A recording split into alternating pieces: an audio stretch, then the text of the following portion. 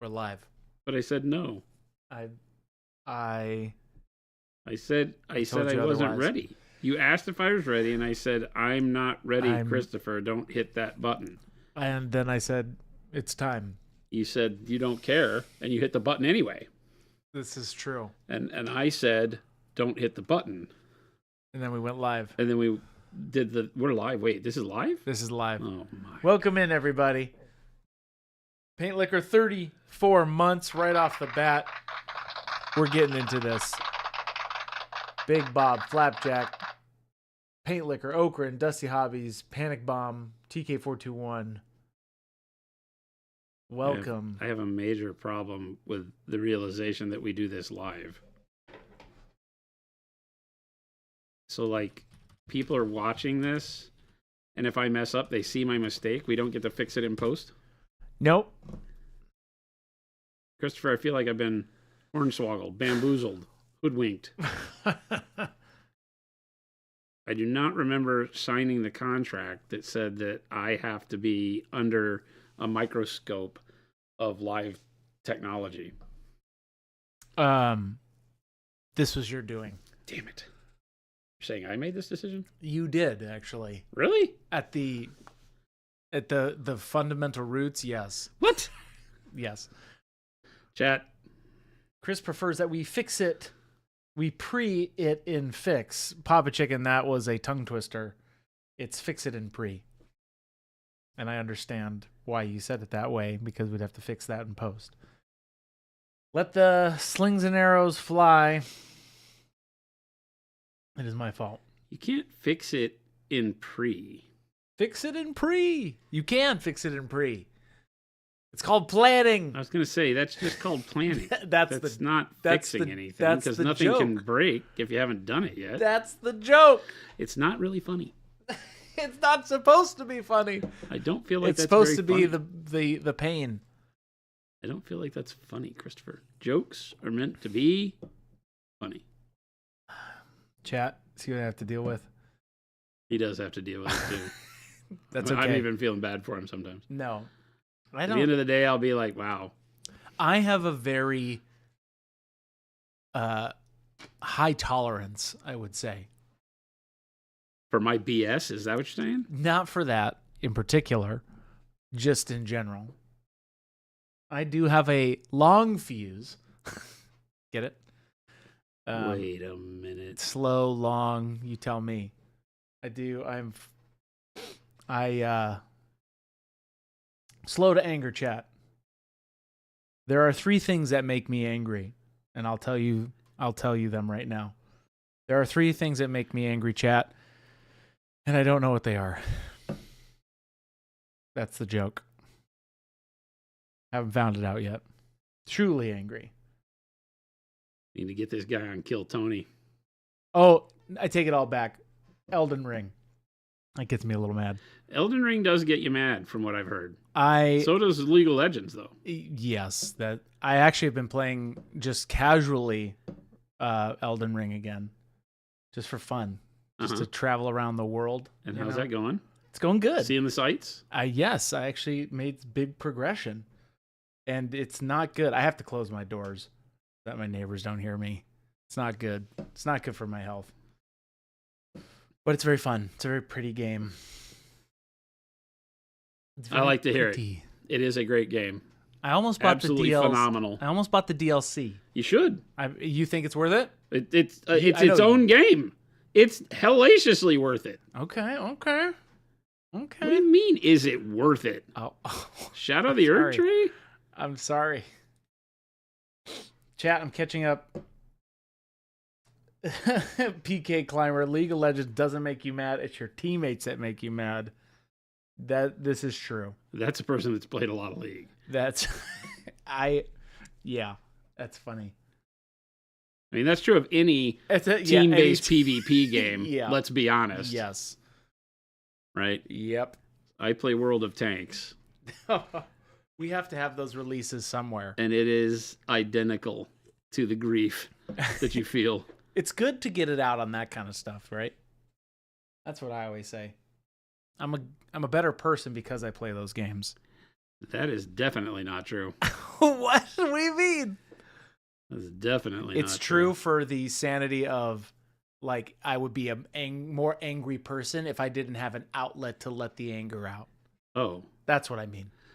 But I thought you're only angry because of the game.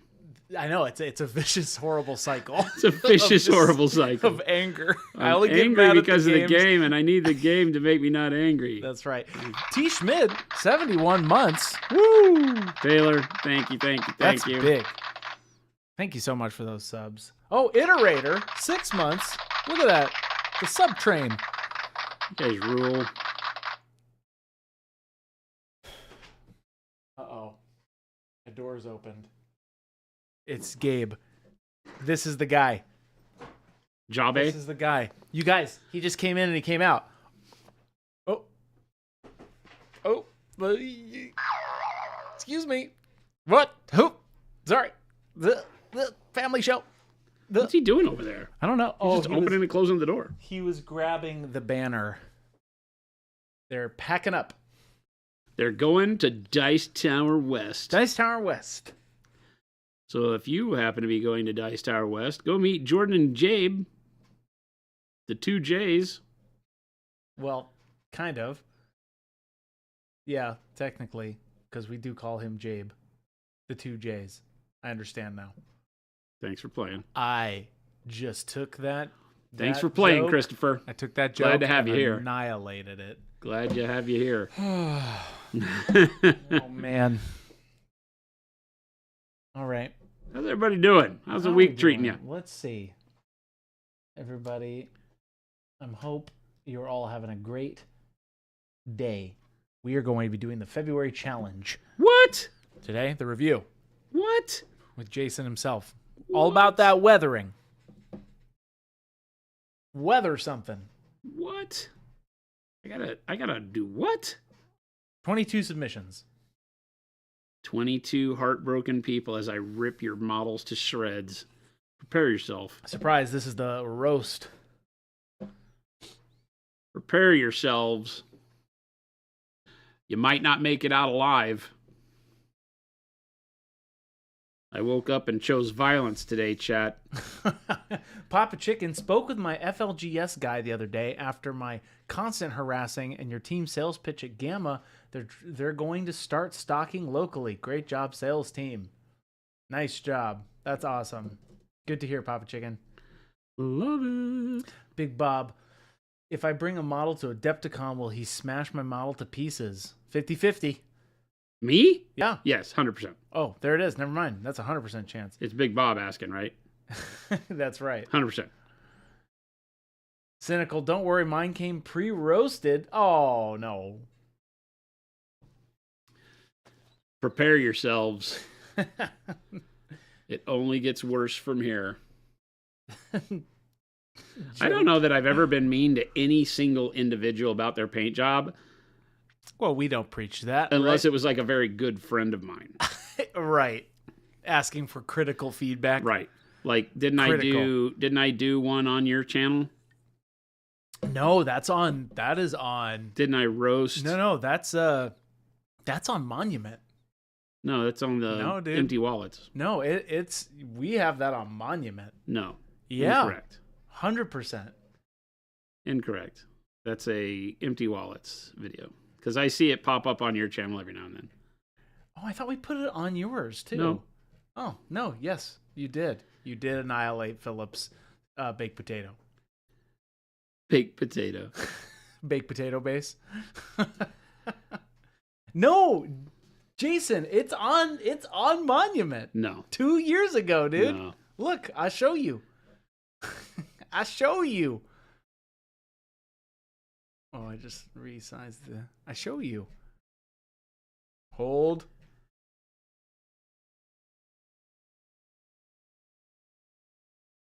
Oh, wow. We're really going back in time right now, folks. Check this out, dude. Oh, God. This one. Yep. It's such a fun video. That's the one, dude. That's on your channel. Our channel. How did he? The How did channel. he fake us out and put it on our channel? No, Chad? you. I didn't want to have anything to do with that nonsense. Being mean to Philip, they forced me It was to be mean. We did. Chris stood behind the camera and said, "I want you to say the meanest stuff," and I would say nice stuff, and I go, "But this looks good." And he goes, "Don't lie to me." Wow, I'm looking. Gosh dang. I'm just looking at the footage. Yeah. Chris was like, "Don't lie to me." We said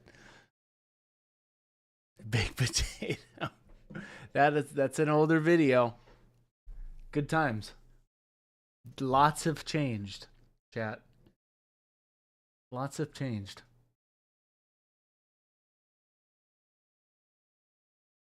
That was 2 videos after your new test in the new studio, which seems like an eternity ago. That's a long time ago. Hoosier, 15 months. Thank you so much. Chris, question in quotes from Paint Liquor. Do it for the content, Masucci. Yeah, that's me. Chris, do it for the content, Masucci. That's right.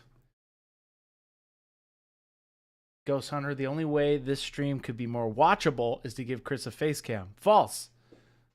No face cam for me. Chris is dead sexy. We don't need to see it. We don't want that to detract from the painting. That's right. Right? Because if you could stare at Christopher the entire stream, you'd be like, "Hey, could you go back and do that part again? I missed it." And I'd be like, no. A toe cam? Yeah, Big Bob, I'll get a toe cam. How about that? Gross. Chris, give me so I can see his reaction when I make fun of him. Yeah, little Billy. That's right. No face cam. I've got business back here to do. I've got like my little spaceship cockpit. I'm like going over here. I'm going over there. I'm pressing buttons. I'm muting myself. I'm hitting record. I'm double checking over there. Don't buy it for him. Don't buy it. I'm responding to chat. I'm making sure that Jason is in tip-top shape with his questions. He's not. He's not, chat. He's not. Brando, here's a question. Speaking of a question, perfect segue. When Zenithal airbrush priming, should I use both PA primer black and white or just use black primer with bold titanium white or ink as the top coat?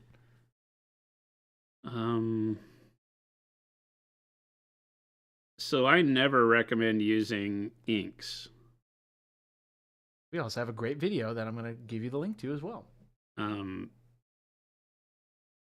Our black and titanium white work so well that I would never need to use anything else. If just doing black and white for value placement, for sure.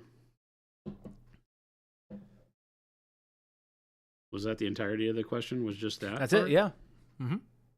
When Zenithal airbrush priming, should I use both PA prime black and white or just black prime with bold titanium white? Yeah. So you can definitely do the priming with the white primer as well. So if you want to do black primer, white primer, that works great. And can be quick, especially if you're doing lots of models that way. But you can also do the black primer and the bold titanium white. It's up to you. Also, Brando, check out that YouTube video I just sent you. It's the Jason showing you the pre-highlights with spray cans. Good tech in there. Gosu, welcome in. Pro tip, prime black, Zenithal in color. Paint Liquor says. Definitely knocks out a big step, that's for sure. It depends on what you're using it for, right? Mm-hmm. So can you use color in your Zenithal? Sure. If you're looking for a way to make things possibly go quicker, like you're mentioning, that can work. But be careful because you're starting off with a color that in order to have a lot of punch is going to have to be really bright, and then you're like painting midtones and shadows back over it, which can be a real hassle. when the idea of the Zenithal highlight is to lock on your values and allow you to then paint over the top of that and get some of that brightness from the white and darkness from the black, of course, to show through the upper layers that you're putting on the model.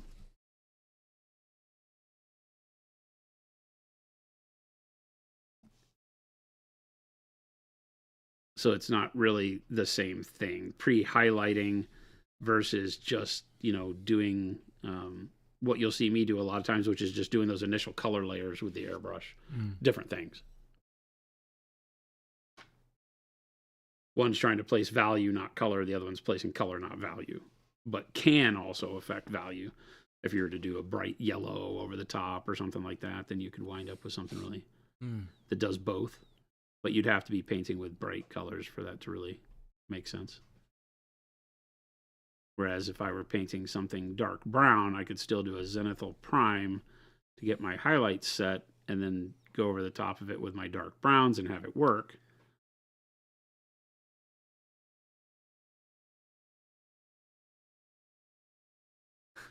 Not the case if I just go in and pop dark brown on it. Deadbeat artist, welcome in. Hey all, I can't believe it's not Sanguinius is looking great. Oh, this is Sanguinius. Oh, this is Sanguinius for sure. It's a dope one. GW. In quotes, I can't believe it's not Sanguinius. GW tries to sell you Bill Nye the Science Guy in his old armor. It's horrible.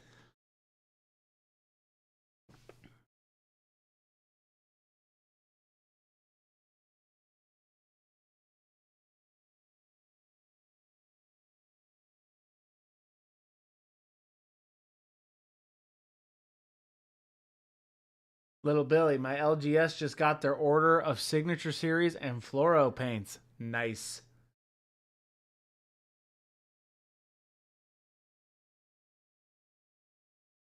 Does that mean you just got an order of Fluoro paints and Signature Series too? Guessing.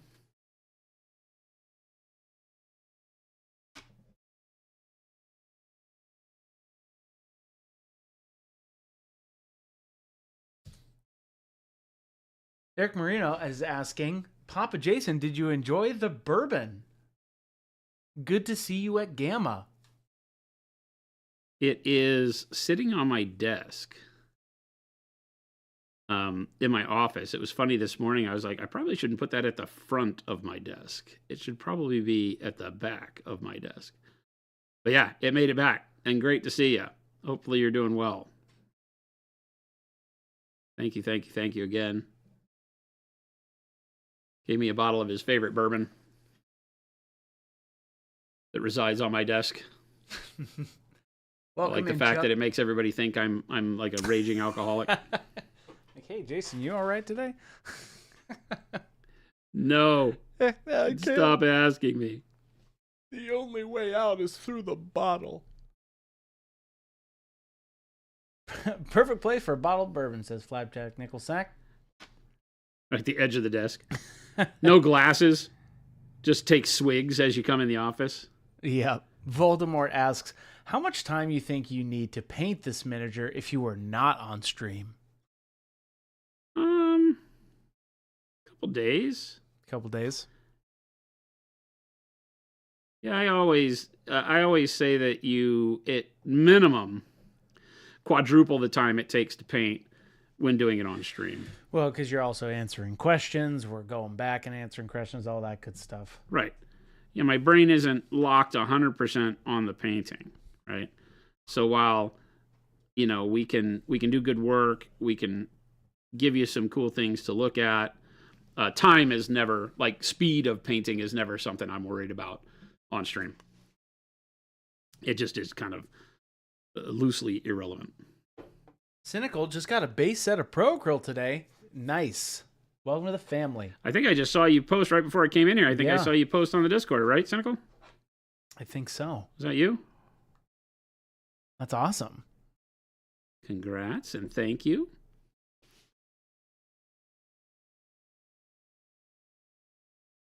Still just throwing shine around on our gold. Nice.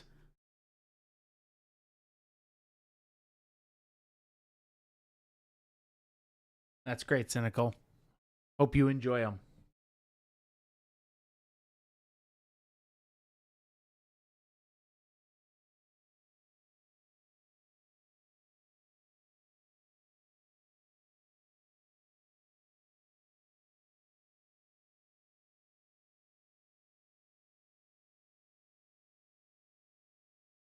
Did you just say you hope he enjoys them?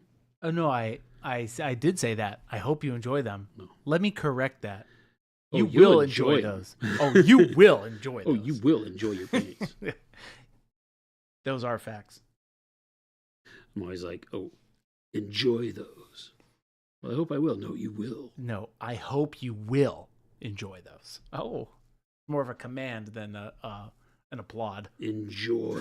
Enjoy those now.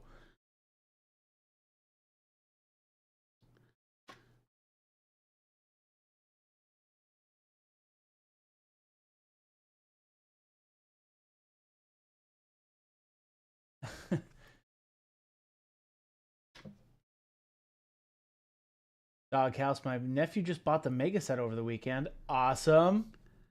That is such That's great. an amazing deal. It really is a great place. I don't know what came over me when I decided I wanted to do that. I look back at it all the time and I'm like, that's not the way to do. It's a good set. It's an amazing set. One might say it's a mega set. We did see what I did there, chat? Big Bobzilla, can we get a dunk booth and put Chris in the Acon? No. I'm a fan. I know. I replied. I'm defending myself, Big Bob. You can have everyone bring the paint water like a big spittoon for the pool. I'll do it for the gram. Do it for the gram? Do it for the gram. Like the Instagram? Yeah. Okay. It's, crazy mixed up kids. Those their crazy dunk kids tanks. these days. And their Tic Tacs. And their Tic Tacs. Kids and their Tic Tacs.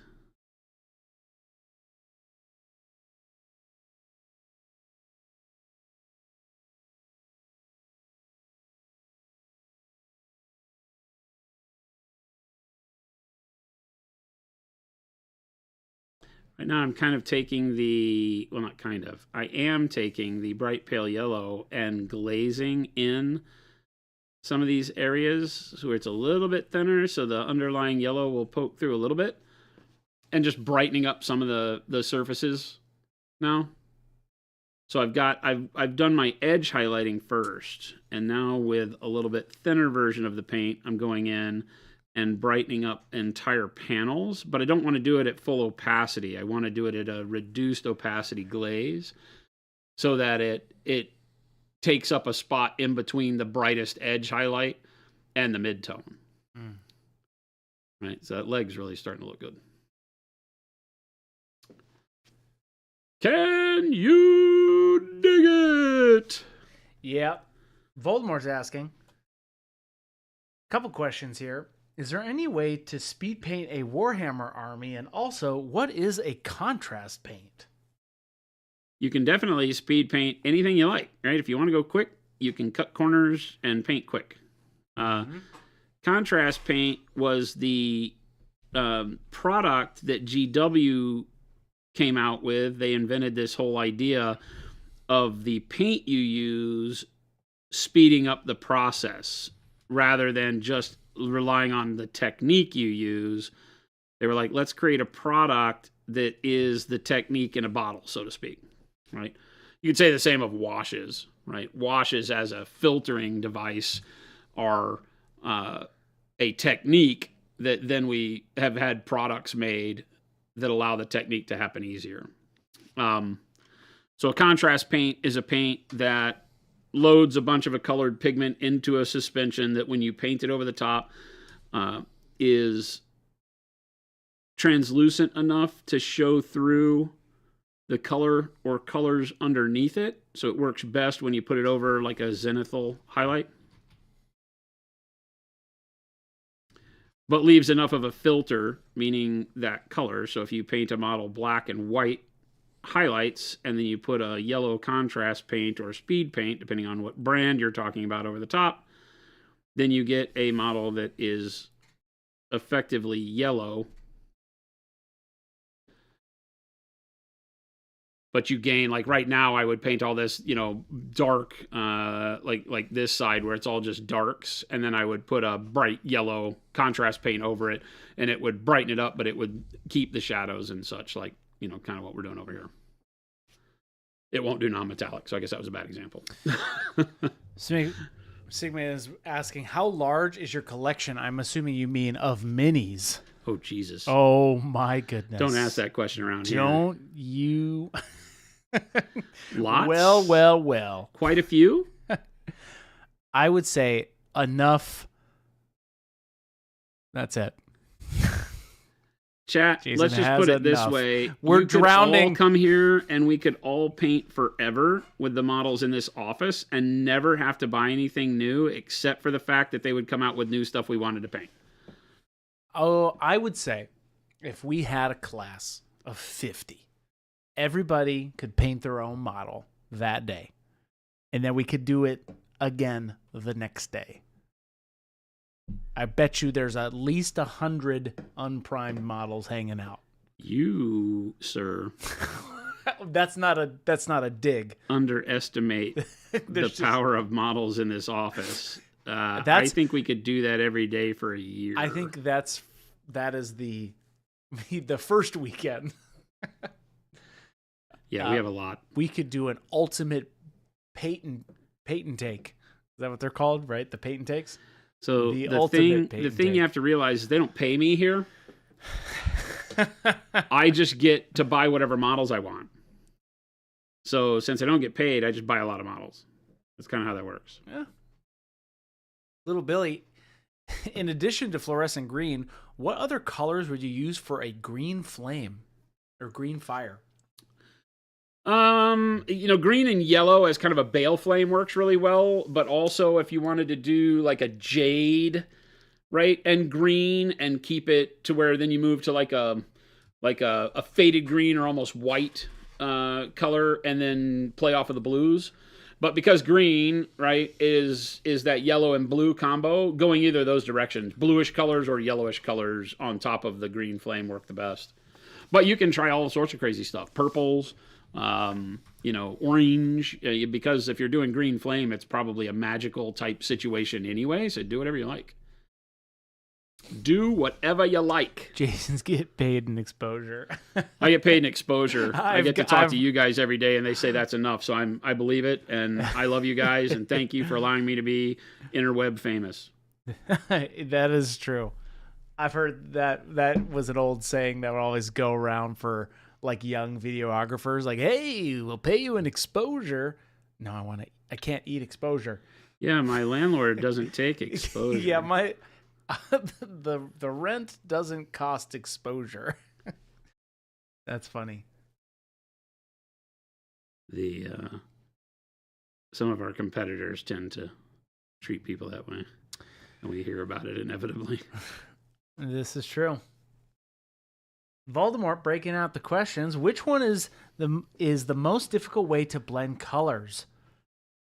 I've seen products like medium glaze, but every time when it gets dry, it leaves visible lines. I'm trying to identify your question here a little bit, Voldemort. Which one is the most difficult way to blend colors? You might have to clarify that one, Voldemort.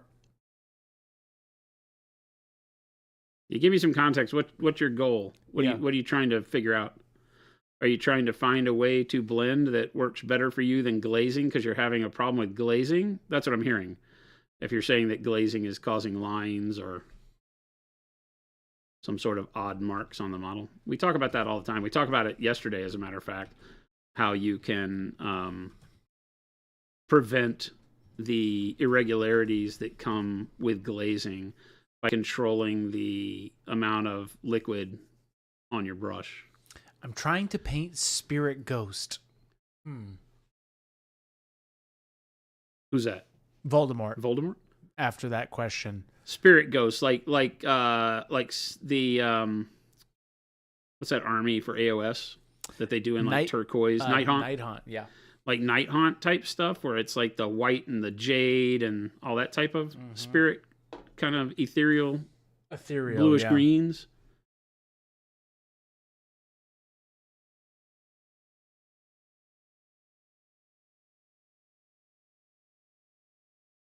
I like wet blending for that because it just goes very quickly. But wet blending is an easy process to do once you've spent the hard part of learning it. It's probably the king of blending techniques for that type of method. It just is very hard to get comfortable with doing, which can cause you some grief. Voldemort says, I am painting. I'm exactly trying to paint Night Haunt. Nice. Ooh. Punisher, 53 months. Thank you so much. Bud's asking, will anything from Git Mob set be painted on stream at some point in time? Is that the new? That's the with the wolves? I believe it's the wolves. I like the leader character. He's cool. The big gobbo on there. He is cool. Yeah, he's like a fat goblin, fat-ish goblin cool. on a wolf. Very interesting. Those ones. It bums me out because I thought they should have chosen the direction of spiders. I'm so sick of things on wolves. I was really hoping they would update the spiders. They have those old spider They riders. have freaking space wolves, and I was like, why don't you take goblins and make them what made sense with all the mushrooms and that stuff? Throw them on spiders. And put them in caves on cave spiders. Yep. They had the Arachnarok spider. I thought for a long time they were really going to do the right thing with gobbos. Gobbos always were better with spiders. I 100% agree. And then we got these with the wolves, while not being bad models, don't really inspire me, but I could definitely paint something up on stream if everybody was interested in it. Classic goblin workup. Do something fun. I am a big orc and goblin fan, so, I've had a hankering to paint some orcs just for fun. I'm not going to buy that box set, but once the character is available and we can separate that stuff out, I could definitely do something there. Or if somebody wants to box split it, if he comes in the set or whatever. I'm not inspired to paint like just the gobbos on the wolves themselves. I'm not really either. I as weird as it sounds, like they worship the sun, this pack, but their whole mechanic is the moon. So I'm like, I don't really get it. It's GW changing the rules. Yeah, it's like, hey, but what if they worshipped the sun? As opposed to the moon. That was a stretch, G-Dub. Wait a minute. That was a stretch. Which I know there's some lore or something behind it, but I'm like, well, the whole rest of the army is all about the moon. And you got this rando thing just about I don't know. I get it. If Chris really wants to paint orcs, you can help me with my conquest army. I have a backlog very long. So I will say this, the conquest stuff impressed me with the new orcs that they have. I don't like the jungle dinosaur orcs very much. Conquest has new orcs? But the new orcs that they have are a lot better. I think they got their act together and realized that, hey, we should probably go along with some of the tropes that people like because that sells models. Oh, these? Without selling out. They got some really neat models. These models are big. Yeah. These are big models. Yeah, so I feel like that was a good direction. I saw them at Gamers Guild when we were there last time, Chris. Okay, interesting. Yeah, I'm out on the dinosaur ones, but those other ones. Yeah, the dinosaur ones are just kind of meh. It doesn't really get me going. Yeah. Huh. I have a couple just space like 40k orcs that I need to paint. I was a huge fan when I played Warhammer Fantasy. My biggest army was orcs and goblins. Yeah. And like the new model of what would have been the launcher, right? The hang glider launcher looks kind of neat. But again, it's kind of over the top, too much. There's things I like, but Sigma's asking, what age did you start painting or get into the hobby? 8-ish. When I was about 8 or 9 years old, and even before that, my dad built scale models like tanks, planes, stuff like that. And so, I would sit around while he was building models and glue pieces together, and maybe he'd give me a kit he didn't care about or something like that. But, when I decided that it was something cool, I think like 8, 9, 10, that range. Wolven, howdy. I just, first time chat, welcome in. Welcome. Howdy. I just got some of your black-brown primer to start up a large number of death wings I've acquired. It is working so well.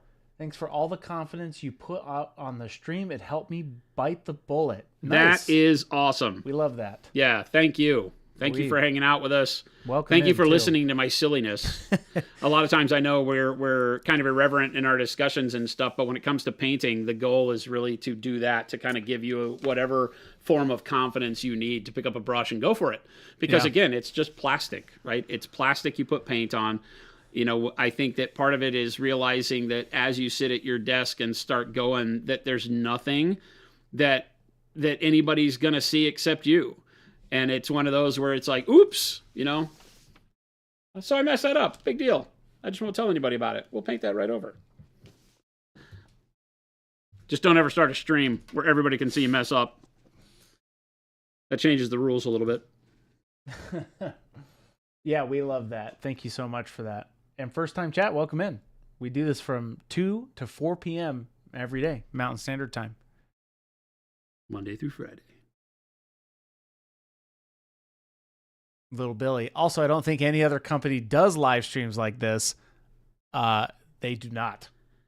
They can't, because the people that own the businesses aren't painters. This is correct. What are they going to do? Monument is the best minus Chris. Oh, Little Billy, straight to the heart. I mean. Hey, you know what? I'll take that bullet. When you talk, I'll take the bullet. When you talk to the people that have to work with Chris every day, you get the real story. And Chris is a pretty good cat. He's all right. He just acts out for you people. That's right. I have to turn it on for the camera, which there will never be one of me. So get used to it, chat. That's a big me. Valthorn, Reaper does. I have seen Reaper do it every once in a while. Yeah, Reaper live streams. Mm-hmm. They haven't been doing it as much since Ed passed. Oh, okay. I didn't know that. And they have employees that will paint. And so it changes a lot based on but sometimes they'll have like their sculptor. Some of their sculptors will come on, and that's really fun. Mm-hmm. Reaper's been a fan of community content for as long as they've been a company. They're another great out there. Mm-hmm. Not a fan of their bones material and some of the stuff they do, but as a company, they do a lot of stuff to build up the community and get people excited about it. So big thumbs up in my book. Game delay. I feel like we need Christopher and we need Jabe. Without the rivalry, there'd be no drama other than regular firings. I don't know what you're talking about. There's no rivalry. It's because rivalry between there's no rivalry. Gabe and Chris? No, there's no rivalry. I mean, maybe a little bit. There's no competition, really. Well, I'm not aware of here's where he says there's not really any competition when you're so much better than Gabe is. What are we doing? How can there be a competition when you excel in so many ways that Gabe can never achieve? That's what he's about saying, right? No, your Chad, words. Just wait for it. Your words, not mine. Just wait for it, Chad. Just wait for it, Chad. Just getting you prepped.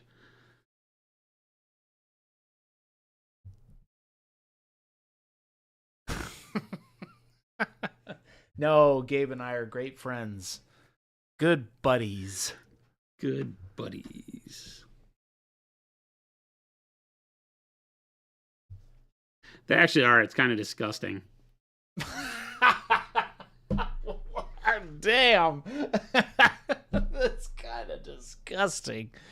We're good pals. They get along too well. Stick up for one another. Look out for one another. Hey, there has to be a hero and there has to be a villain. You choose, chat. There has to be the yin and the yang, the balance.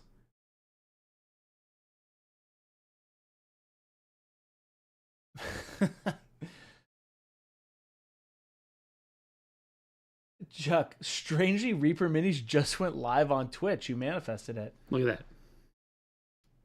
Valthorn, they do it every day at 11:30 with Anna Foster, the person who designed their paint. Huh. I have not seen them lately.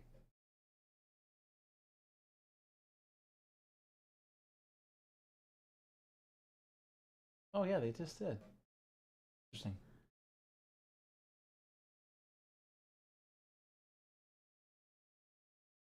It's funny because I've never thought, and this is, Reaper's always been a miniature company to me. Mm-hmm.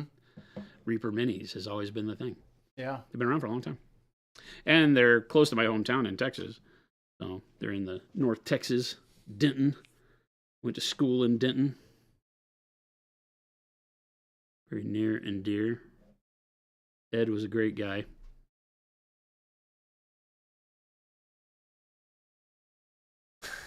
Little Billy. Wow, I thought that we had something special. Now I hear selling out rivalries out to some comics office wench. Oh my gosh. What? Oh my gosh. What? Little Billy. Don't ever change. Don't ever change. Don't ever change. Someone has to play the villain. I'm here to do that for many people. I'll take that bullet. Hey, speaking of bullets, welcome in, everybody. If you're just now tuning in, we're so glad to have you. And where have you been? We've been waiting all day for you. Because today we're going to do the February challenge review. Oh, it is challenge review. All about weathering. So we're going to do that probably in the next 10 minutes or so. I got to remember that because it means That's my right. painting is cut short. That's right. I just needed to remind you.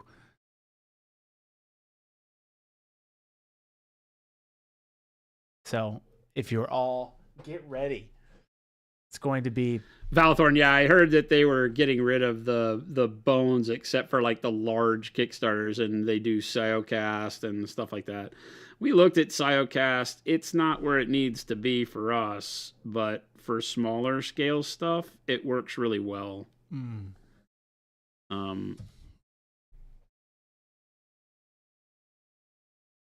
They always try to get me. They try to get me to come by at Gamma, and I'm just not 100% on what they got going on. I love the concept. Paint liquor. Any chance the real Jason shows up on April 1st again? I don't know what you're talking about.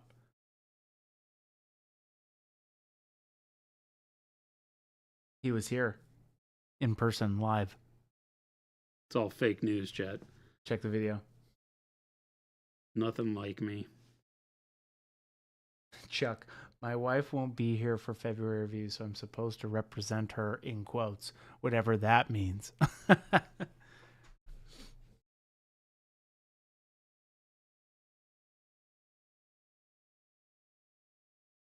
Resin Studios, did you see my last? Nope, I did not. Make sure if you have questions, chat, tag me so I get them highlighted. I'm going to go back up. Let's see.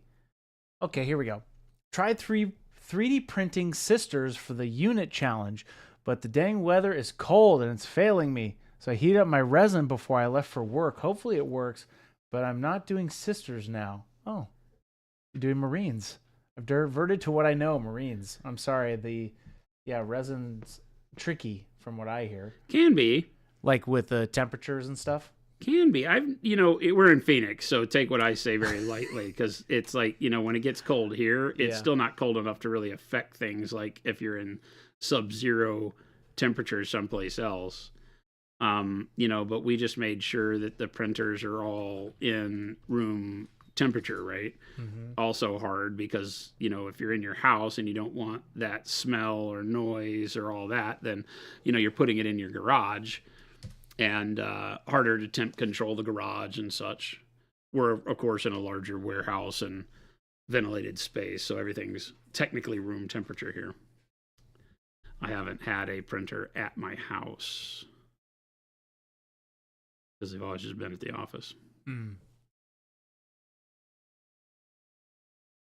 But we did have to learn all that stuff when we were doing the Mud Love and Paint Party. We were printing our own models. We had Impact Miniatures print some of them. Nice. And then we took over printing ourselves, and the guys and gals at EPAC set us up with machines. We did all that. No, I did the thing I said I would never do and learn another hobby. And now we 3D print all sorts of stuff. We do. Texture trainers. Yep, all of our texture trainers.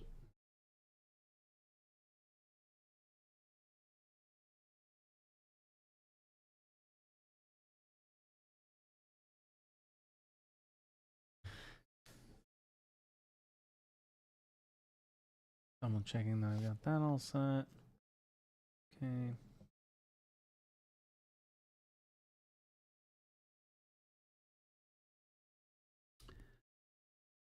What is that in freedom units?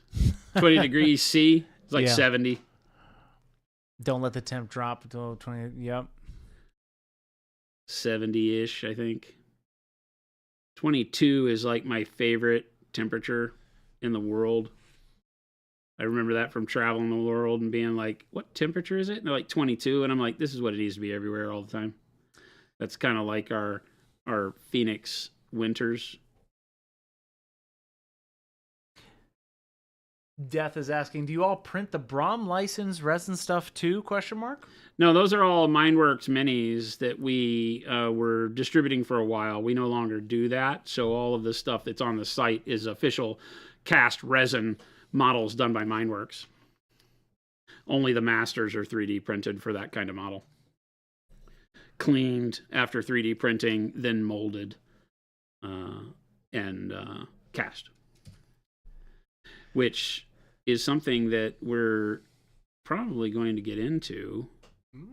I've got, not for minis like that, I have a game I'm working on that nobody knows about. And part of that game is cast resin miniature parts. So kind of excited about that because, again, I get to do what I say I never wanted to do and learn another new hobby. Although technically I already know how to do that hobby. I just don't do it anymore. D Fresh is asking, what is the starting green color on Old Sanguinius? What was that starting green? That workup? We use jade. Payne's gray and jade. So it's dark blue gray or dark blue black, kind of the Payne's gray, and then jade from the top. And then over the top of it, that makes it look a little bit more green, is the dark orange brown. Right? So we took dark orange brown through the airbrush and filtered it over the top of all that. So it made the jade look a little bit more like a yellow green.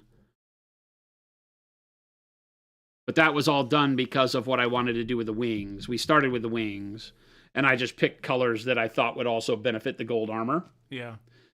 So that I only had to do it once. A lot of times I'll think in terms of, okay, well, if I'm going to do the wings and I want the jade and I want the Payne's gray, would those also work with the armor? And yeah, the answer was yes. You know, I use Payne's gray as the base for the actual Blood Angels in red that we're doing. So I wanted the Payne's gray shadow. I don't really have a lot of the Payne's gray shadow, although that's the color that I'm going back and painting my dark reflections with, is the Payne's gray first. So I'll continue to do that, which will add it in there. But on the normal troops, it's dark yellow-green. Or yellow-green.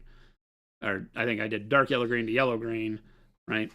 And then into yellow ochre and pale yellow, bright pale yellow. So it's one of my favorite gold workups, is starting with that yellow-green, dark yellow-green combo. You can also do it with camo greens. It just gives like this little plate on his pauldron there. It gives a really nice tarnished look. Can you super zoom in on that? Yeah. It gives a really nice tarnished look to it without having to do any work. You know, again, I don't do any washes or anything like that over the top, so it just gives me a really good coloration from the get-go when you use a kind of a deep green like that.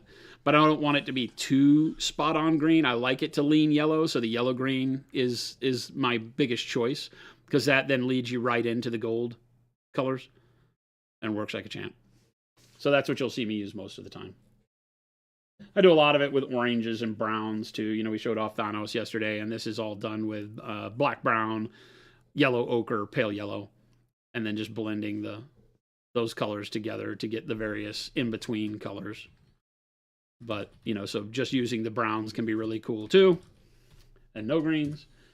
Using a lot more oranges and stuff, but whenever I'm trying to do stuff that I think feels a little bit more realistic, green tends to be my go-to.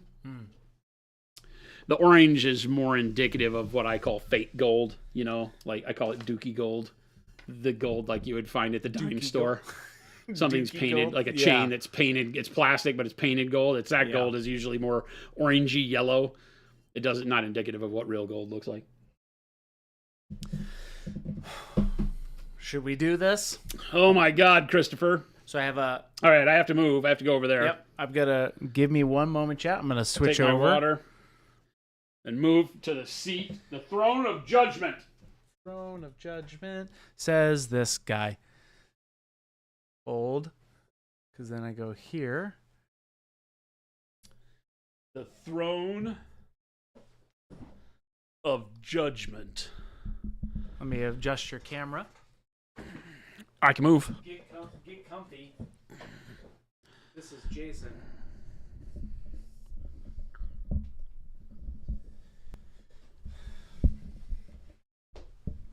All right. Ba-da-ba. Camera's off. Camera's off. Let's cut my head off, Chris. I have to have my whole head. I zoomed in. I have to have my whole head Zoomed in order for this to work, Christopher. I need my whole... Well, I would zoom in and then point it up more. Yeah, you can do that and then up. Ta-da! There you go. Now they get all the beauty they can handle. Look at that. I need one of those filters that when I wink and smile, it goes ching. Ching. A little starlight thing. All right. I'm trying to make this bigger for you so that you can also see this too. Oh, do I have gotta to see the see. chat? Do I have to see You how have they to respond to my Yeah. heckling their models? All right.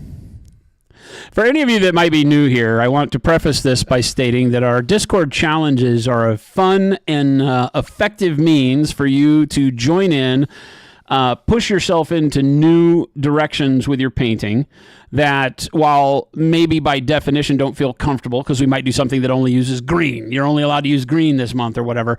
They are meant to be fun and inclusive in a sense that it lets everybody step out of their comfort zone and try stuff together. So when I say things like I'm about to hand down judgment, that's definitely not what's about to happen. Unless some of you, there are some people I will be brutal with. But again, thank you to everybody that's entered. And let's take a look. What do we got? What do we got? go. Show me, Chris. Here we go. Show me. Molinar. So the idea this month was weathering, right? So what I'm looking for on these is to find various weathering techniques that shine through. Yep. You had it bigger just a second ago. Where did that did. go? It is not. Can you overlap that for me? Yeah, I'm trying to. Give me one moment. So 90% of my screen is not your model. Yeah, like that. I'm working on it, chat. One There we second. go. Okay.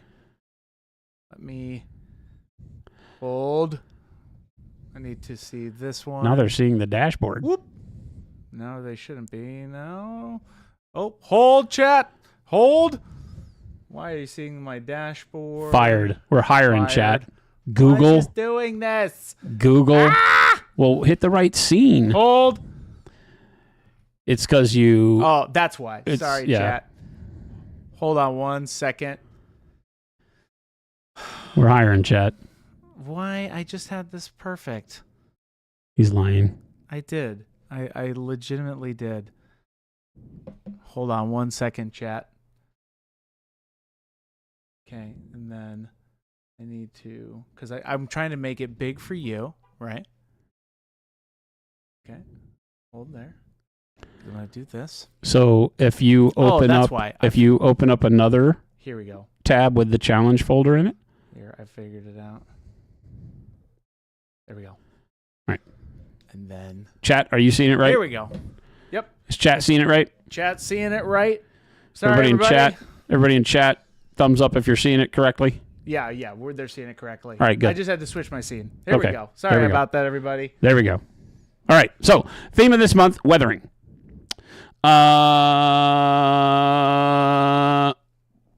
This one doesn't have a lot of weathering.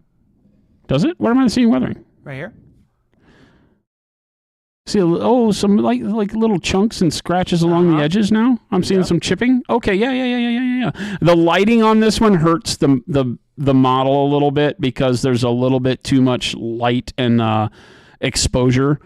One day we'll sit and we'll talk about how to take a great photo of your models because you're getting that exposure. If you look, you see the big high contrast that the light in the room is providing, or the flash. Maybe there's a flash, but it looks more like a lamp.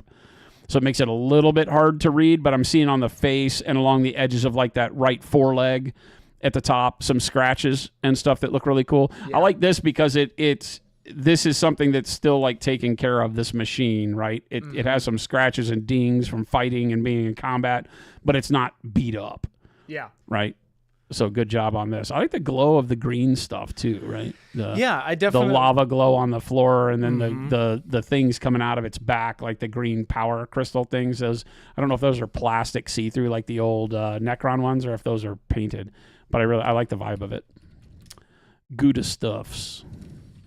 Okay. All right. Next one. Skinner. Now we got a rust bucket. This is neat. This is like a suit of armor. Yeah. Right? Or like not really though, right? Because it has like gears for knees, but it feels like maybe it's like a dwarven power armor or something. Yeah. It's been blown apart, beaten battle. There's no head.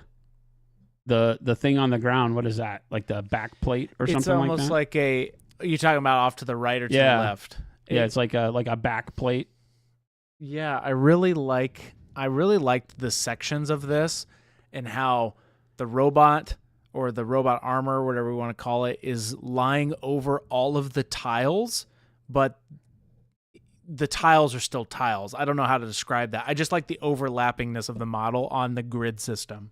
Thought that was kind of cool. Yeah, it's interesting because the model itself with the kind of rusted, worn metal feels really cool. Yeah. The orange portions, if the orange portions are intended to be like rust streaking, I get the feel of that from the way they build up along the gorget. I'm assuming that's the gorget up towards the neckline, even though there's not a head. Yeah. That bright orange. I would tone that bright orange down just a bit. The way here, and again, these always take my words in kind of a what I would say grain of salt standpoint, because your photo may be showing me things that don't really exist. Again, due to exposure, aperture settings, depending on the camera that you're using, the kind of light intrusion to the sensor is going to give me brighter or darker contrast than what might really exist. Mm-hmm. But I could just go with what I'm seeing, and the orange on here looks a little bit more like a glow, like that previous model where we had lava on the base. Yeah. We're getting a little bit of a brightness here that would not be consistent throughout rust. Certain spots would, so you could stipple that bright orange in over the darker orange in the background. And you can even go to like a yellow ochre with just spots of it, but you want it to be rare. You don't want to have the whole line be bright orange, that whole pooling up of rust in the low, deep spots, like on the knee. The knee closest to us, you can see that bright orange, and you can tell that it has a directionality, almost like this has been laying there a while, and it's been rained on or moisture, and the rust streaks down. But great concept and great work on the metal armor itself. The actual base metal and rust is fantastic. I think it went just a little bit overboard with the brighter rust streaking. Remember that streaking would still be a little bit more subdued in color, and just use those bright points as a spot to pick out little pinpricks of where maybe the metal itself is pocked a little bit deeper. Skinner says, "Oh no, the orange is really bright. I accidentally used a luminous color." Okay, gotcha. Yeah. Yeah, so you already know, but yeah, great job, man. The metal armor and everything else is just fantastic. You look at that left knee of his, where you've got like the hinge point, the amount of like surface rust and shading and filtering that goes on there, all of it's fantastic. The texturing of it is great. Good job. Cool. Looks real. Relax Studio 88. Relax with the T-ow. T-ow. I never know how to pronounce that because it has an apostrophe in a weird place. T-ow. I love it. I really like the glow on this guy. Definitely looks. You can see a lot of the a little bit of damage in and around there. I like the chunk taken out of the inner thigh on the left leg. The chipping again is done in a way that really keeps it in kind of a really good focal point because you haven't overdone it, right? I talk about that a lot when we're doing these things. Is you have to choose early on how much battle damage is enough. And sometimes it looks so good that you want to do more, but more ruins the model. Yeah. And this is great because I look at the model and I see interruptions to the edge highlighting, right? Like on the left shoulder, I see that nice little chip along the highlight line. Yeah. Same along the right cheek, the little bit of streakiness coming down off of the left forehead area, the streakiness off of the top of the head. Great stuff. Really great job here. Also love the way you pulled off the white and all that. Great looking model. Widen. Deathcore Shovel Boy. And yes, great stuff. Again, great texturing on this too, right? So remember that sometimes weathering we talk about in terms of not having to be rust effects, chipping, things of that nature, although we have those here, right? We have a little bit of a rusty. You look at the meter and the buttons on his chest rig that looks like where his rebreather is hooked up to, and you can see a little bit of rust underneath the metal, a little bit of rusty spots on the shoulder plate and things like that. So we have that kind of a material focus on weathering. But check out just the way the texture has been applied on the coat itself. That in it of itself is its own form of weathering, like worn and beaten fabric, where I can see the texture. As it becomes more threadbare or more beaten, I get more of the texture of the fabric. It doesn't lay smooth anymore. So great job on the coat. It almost looks like it's, getting to the point to where, too much more and you're going to get holes in it. So great job there. The helmet, same thing. The texturing with the brushstroke on the helmet shows that it's scratched and not polished. Same on the gun. So just a really good use of brush texture to give me the feel of weathered and aged surfaces here. A little bit of verdigris on the copper around the mouthpiece and on the Imperial emblem on his forehead. Good stuff. This is great. This is right up my alley. I love that texturing. Angelus, this is a good one too, right? Again, the rust in the joints. Like I said before, rely on building up a little bit more of a dark reddish brown for your rust and then pop in little bits of the bright orange, right? So giving me a little less of the bright orange here. I don't know that I would say more of the dark orange or dark reddish oranges and browns in there would do you much because I see what you're trying to do. You're keeping it just to the recesses along like the hip, knee, and shoulder joints, which I think is great. There's not a lot of rust on this. So again, it's not like, been sitting out in the rain in a dump. So the metal for the most part is clean and we just have a buildup of oil and grease and kind of rusty area at the hinge points. So I think back away from the brighter orange just a hair and it would put off a little bit better effect. That's really good. Nice. The base on that one was also very weathered. The model felt like it was in that kind of dirty, trench warfare style. Jade with a BattleTech dropship. Oh. This is an Overlord dropship. I don't remember what this one's called. It holds a lot of mechs. Unless this is from some other game that has robbed that from BattleTech. No, I think that's Jade said she was just in here, said she was checking. She was driving, but this is a cool one. I like all the chipping on this. Yeah, these are neat. This gives me the feel that this would enter the atmosphere with the top being the nose, right? And that as it approaches and decelerates, it flips over and the legs come out and it lands, right? And so the weathering that starts at the top and then dissipates as it goes down the sides, that makes sense to me.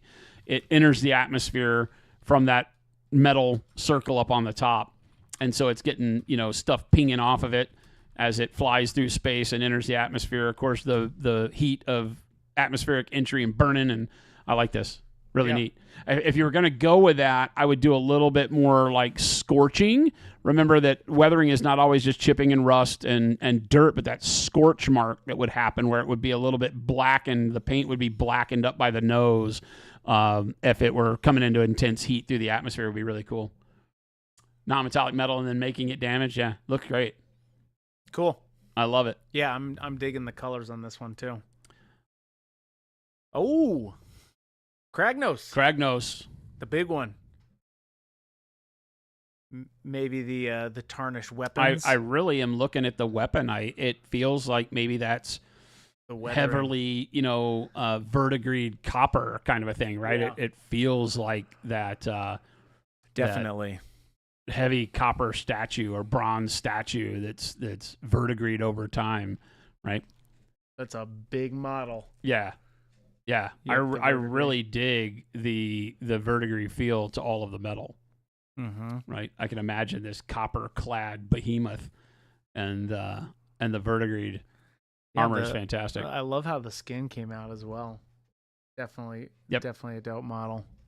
Yep, great job. Ooh, go back one. There. I missed one. Dusty Hobbies. I missed one. Dusty doing tonk. I love it. Again, subtle chipping works really well, right? Mm-hmm. Applied in the areas where you've got the rocks thrown up from the tracks on the back would hit the upper part, right? You've got chipping along some of those harder edges. I like the little smoke smears along the vents on the side, both the vent by the las cannon and the vents along, I don't think they're exhaust, but maybe they are just from the inner cab. Yeah. So some neat stuff going on there. I like the bedroll up on top. Looks handmade. Yeah, I was just about to say, I love all of the little accessories on the top with all of that. That all looks like how I was talking about, where you use like Kleenex or cloth and you wet it, white glue it, wrap it. Those look great. It's a really good. This is a very clean, like weathered kind of look. Like it looks freshly repainted. Well, it looks like the Emperor expects you to take care of your gear. That's right. That's right. But it still is used, right? Yeah. I like the chipping. Some of the bright like silver chipping is neat. It's always a question I get asked a lot of times, what color do you use for your chipping? And a lot of that has to do with the material that's being chipped and the state of it, right? Because if it's something like ceramite, which what the heck even is that? Yeah. It's made up sci-fi nonsense. And so you've got like ceramite and all of these, sci-fi adamantium kind of craziness. What is it really? If it's ceramic, it wouldn't be shiny on the inside, right? It would be kind of a dull color. That material? What's the material? Well, ceramite is like a ceramic, and it's an alloy of ceramic and metals. Interesting. So, it's like when they talk about ferrocrete, which is like, iron and concrete mixed together. Yeah. Like melting the rebar into the concrete is like, what would that look like when you cut into it? And you get to make it up. So a lot of times you don't have to worry. You can kind of come up with your own idea on something like this, where you've got a blue, which is kind of a mid-tone blue. Both work, right? You can do darker chips like we see, and then you can have brighter chips as well. So works really well. Paint liquor. Oh, this one's great. Ooh. This one's great. Dirty Spacefaring Y-Wing. That's right. I love it. I love the oily, greasy streaking all over the top. It looks like a blaster and the sides, hair. right? Yeah. Blaster hit. Yeah, exactly. Oh, yeah, it does, doesn't it? Yep. Yeah. Very, very neat. Very, very rebellion feeling. Barely, bubblegum and duct taping our stuff together to fight the baddies that have all the money. Yep. I like this. I'm curious how good big dirty this contrast is, across this whole thing. All the tubes and the hull and everything is very well done. The little R2 unit or R3 or whatever that is. Yeah, I'm curious how big that one is. Paint liquor, great job. Neat model. I love the weathering on the tarmac too, right? The oil staining and the feel of the base tiles is neat. And then the whatever power generator or door or whatever that is in the side of the mountain. Yeah. This is really good. Great job. General Ginkgo submission 1. Lightning. Oh. Definitely sense some weathering. I like it. The dirty red, number one, comes off as being the first thing that I see. It also, the way you've tied it into the base, the weathering of bringing the kind of brownish, orange, mud and dirt color up onto the feet works really well. It really puts the model in the environment. It's one thing I always tell people, if you model your base in a certain way and don't bring that coloration, that dirt, that feel up onto the model, it keeps them separate. The model doesn't feel like it's actually part of the world you've created. So bringing up just a little bit, even if it's just along the edges of the boot, right? Yeah. It doesn't have to be all the way to the knee. You don't have to weather the crud out of it. It can just be the part that touches the soil, right? Just the sole of the boot or whatever. And it really will help tie the model in, even if it's something small detail-wise like that. So these look really good. I think I'm missing a little bit, although it looks like maybe some of the scritches here were done with metallic, which I like, right? It looks like almost silver, like it's gone down to bare metal, which I dig. Yeah. That is harder to pull off because it's harder to highlight the paint chips around the metal when you use the metallic as a chip color.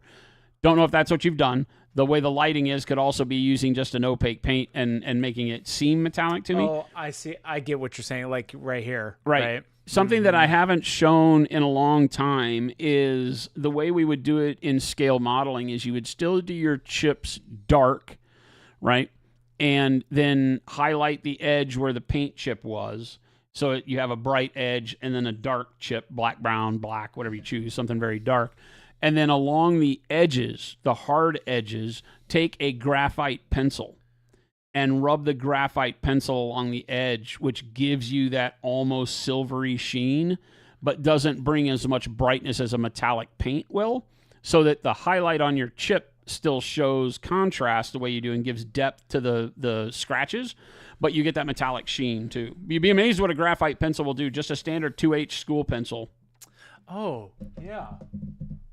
Works like a champ. You can rub it over the edges of a model, and it gets that graphite sheen, which is almost a metallic. That's a great idea. It works great. And it's very difficult to get off the model, and you can varnish over the top of it and everything, and it looks great. It locks in. It locks in, yep. Looks great. Interesting. It's basically just a pigment, graphite pigment.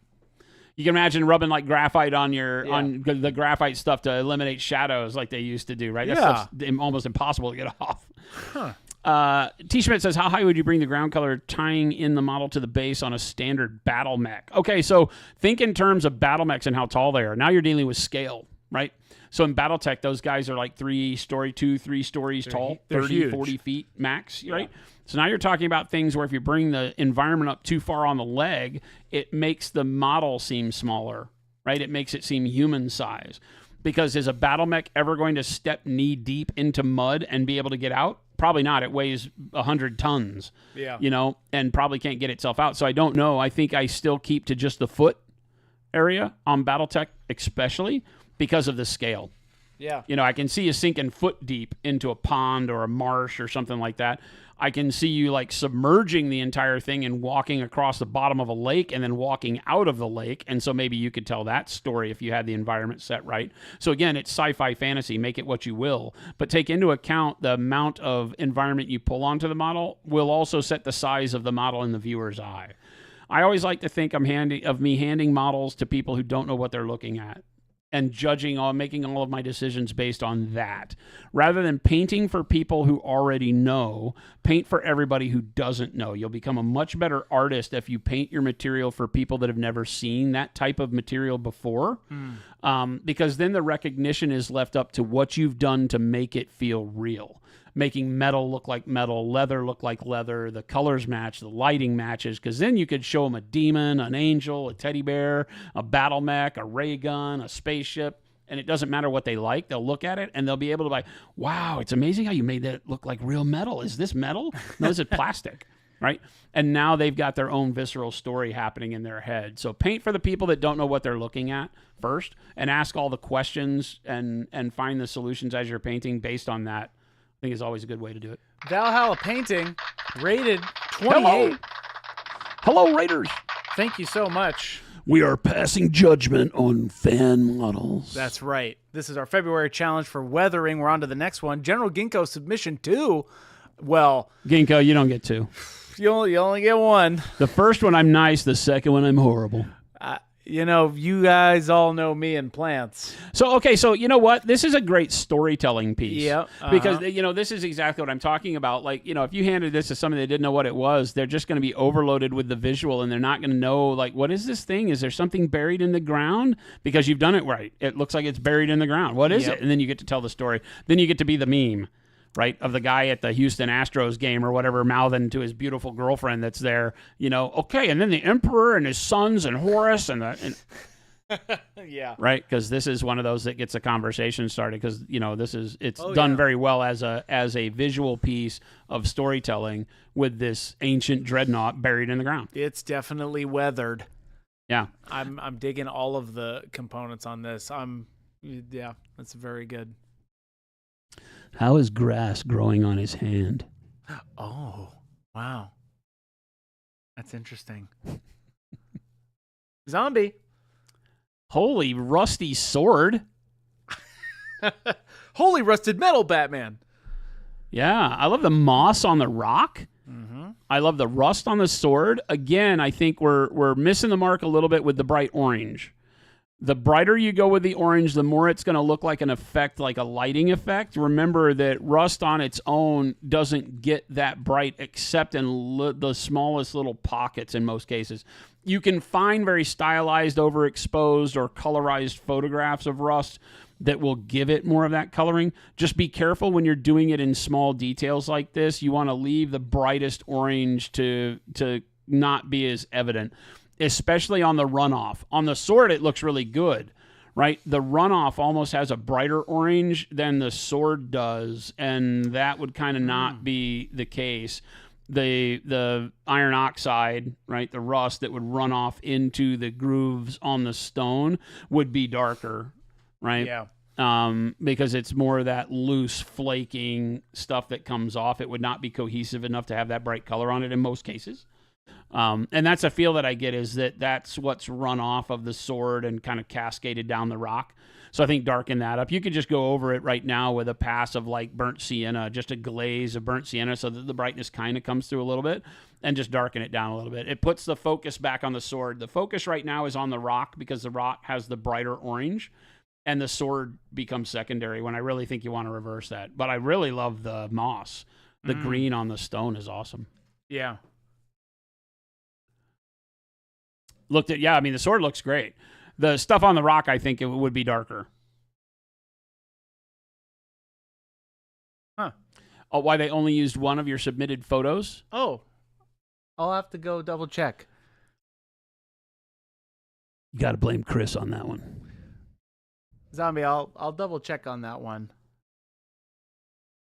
And I always go back and look after. I don't ever pay attention to the Discord challenges until the day of review. And then I always go back and look through all the other reviewed stuff. Sometimes people don't finish, and I like to go back and look at the stuff that never really got completed, but I get to see the progression on it anyway. So I'll see the rest of them too. Oh, this is a neat one. Oh, this one came out great. This is neat. I love that this is like a different take on the land speeder, right? Mm-hmm. This is rad. Oh, wait. I think this is a real model. I think from either so. Shatterpoint or Legion, right? This is some mercenary group car. It might be. I just know that from the gun on the hood. I love it because it looks like an old... It gives me the feel of Blade Runner, where they have that kind of vintage car that flies feel. This has a very 50s Jetson feel to it, so I just like the model. But great job on this, right? The weathering on the windshield that sticks out first on the photo on the right is that the dirt caked on the windshield is tremendous. That's awesome. Right? This is really cool. Yeah, the streaking on the hood and, the fact that it shows you use in very dirty climates, but not beaten to death, right? It's not dented. It's not falling apart. It's just dirty, right? It just feels like it has not seen a wash in a long time. Right, but I love it. Yeah, the scratching. I like the little rust. So the rusted panel on the what would be the rear left quarter panel in the top picture, the top left picture. You look towards the back where it looks like that might be like the gas cap, Yeah. And the rust on the bottom is just perfect, right? It's that thing that happens whenever water gets behind a panel and it starts to rust from the bottom up. I just love that. the fact that the rust here has that kind of pockmarked feeling where it starts to almost blister the panel around the edges. You nailed that. This is great. Ooh. Tech Elf. This isn't painted. This is real. This is not buying it. This came out great. Not buying it. It's no fair. Putting a metal throwing dagger on here. The only way I know this is painted is because the leather grip is molded instead of real. But that's awesome. Yeah, the ring at the top that Chris just pointed out, phenomenal. Yeah. Great job on that. Again, the kind of verdigris and I guess whenever you have oils on something, they weather to a dark finish, and then when you polish them, you get that coloring in there. So that kind of burnt sienna, terracotta feel that's on there is really good. It doesn't come off as rusty. It comes off as aged, like almost like this was pulled out of being buried in the dirt, right? Yeah. Not necessarily rusted, but the paint has worn off. And the raw metal underneath is that dark, unpolished, metallic that's been sitting in the earth or been handled a lot, right? The oil on your hands. This is something that would be in my shop, right? Like in my garage. This is a tool that would be in my garage because I've just handled it so much, right? So I have a bunch of files, metal files that I've used for decades, and the handles look like this, minus the green. They were never, like, this feels like it was painted with jade paint at one point in time and the paint wore off. Yeah. Right? But yeah, the metal on this looks great. I love it. And I get the fact that it's more of a verdigris feel. Just realize that using the color of verdigris is a little misleading sometimes because not all metals verdigris. Only high copper metals verdigris, right? So that's the only thing that I will say is understand which metals will get that green feeling to them. Yeah. But I love this. Great looking piece. Like an old bronze throwing dagger. Spesmarines. I love the damage on the blue one is really nice. The chipping and all that. Yeah, the scratches, right? Just being able to add some detailing. This is a really good fundamental way to do your Space Marines. If you're doing Ultramarines or any kind of Marine, it doesn't matter. Take that edge highlight color that you've done, thin it down a little bit, and do little scratches like this, right? Yeah. Do them in small amounts because obviously if you do too many, they start to look like a disco ball, right? But this looks really good. Love the candles on top of this guy too. Yeah, the Black Templar models are really great with all of the how do the candles stay on the armor? They're faith in the Emperor, Chris. They're holy candles. Faith in the Emperor. Faith. My faith in the Emperor keeps the candles stuck to my head. It's fine. I think that is valid. It's fine. It's fine, Chris. The texturing on the armor for the Black Templar obviously gives us a lot of scratches. This is heavily beaten. That shield is just beat to crap. Versus the Ultramarine, you get the idea of clean, even though it's scratched on the blue Ultramarine, right? The Emperor protects your candles. That's right. I love the candles. Red, great job though. Yeah, the Black Templar definitely has a dirtier feel, not only because of the colors, it's black, but the use of the textured brush strokes that you've done on the armor. It's all beat up. The scratching along the edges is much more erratic, much more. I don't care to take care of my armor, whereas the Ultramarine on the other side is the armor is still clean, but it has the scars of battle on it. I love it. Slapjack Nickelsack. Templar don't have time to clean their armor. This guy's seen some stuff. He's definitely seen some stuff. Yeah, this guy's seen some stuff. I dig it. This is how you do it. You just color the whole model rust color. He's right? just totally rusty. But it's a good thing to take into account here is that by using the colors of rust as the color of the model, you now have to find other ways to add back that dirt and grime feel. Rust or oil colors are very easy ways to show weathering on metal because the eye just goes there and you instantly know whether it's supposed to be rusted there or not. Like generally joints won't rust, right? Unless it hasn't moved for a long time, right? And then they don't move. Right, because they're constantly moving. So joints actually polish themselves because metal on metal rubbing gets rid of the ability to rust. Or if it rusts, it flash rusts real quick and then gets wiped off as the thing moves again. The rust tends to be on those areas that don't get a lot of usage, that don't see a lot of touches. So low spots inner portions of metal, things that aren't being climbed on and touched all the time, because you're always wiping off that oxidation on the surfaces that move and you climb on and work on. So here, though, having those other browns brings the feel of dirt into it. Like I'm looking at the front and underneath of the gun barrel, the knees, right? So again, this is a really neat piece. I love I'm a real big fan of the painterly feel of this too. The use of color and the fact that the way the color undulates, kind of blends in and out around the surface of the model is really cool. Mm-hmm. So yeah, big fan. This looks great. Game delay. Oh, Caradron Overlords. Yeah, wow. This is a great one, right?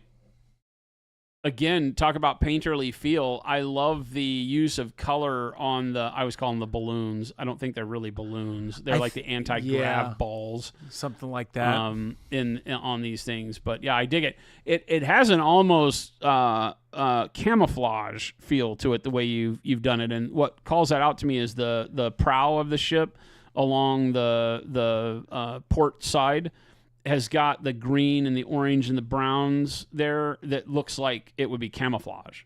So it's a very interesting take on that. The underbelly of the ship has the streaking and really brings home the feel of the grit and the grime. I'm wondering, Game Delay, let us know, like, how was your vision of all these colors on the top? Is that also weathered, or is that the coloring of the thing?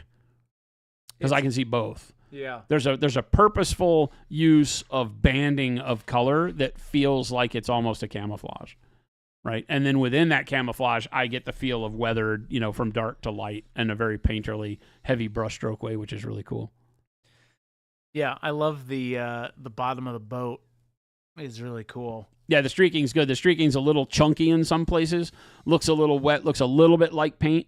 I think whenever you're doing streaking, building up thinner in erratic layers of streaking works good. If you've ever seen I don't use them, but when doing big surfaces like tanks and stuff, there are brushes that look like forks.